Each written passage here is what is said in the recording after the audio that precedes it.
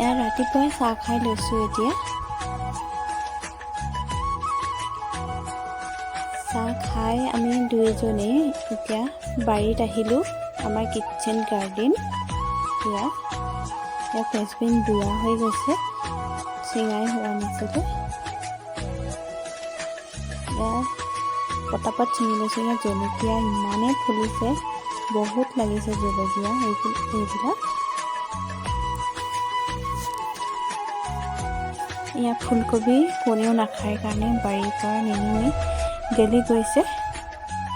এইবিলাক ভালবিলাক এতিয়া মই ছিঙি লৈ আহিছোঁ।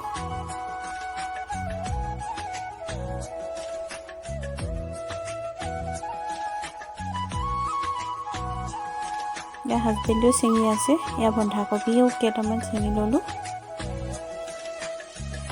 ইয়াৰ কণ বিলাহী ইমান পকি আছে লমালমে।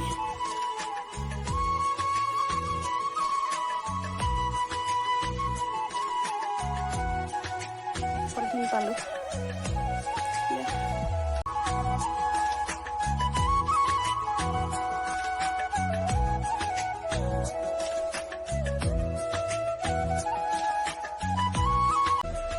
এয়া বাৰীৰ পৰা আহি চব্জিখিনি ভালকৈ ধুই ল'লোঁ।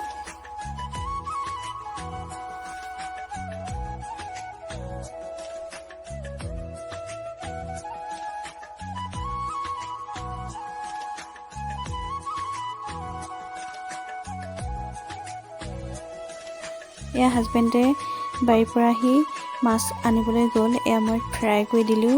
হাজবেণ্ডে খাই নিজৰ ডিউটিলৈ গ'ল।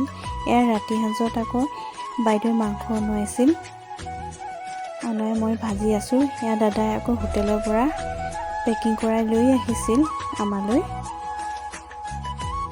এয়া ৰাতি সাঁজত আমি এনেকৈ খালোঁ। আজি ভিডিঅ'টো ইমানেই।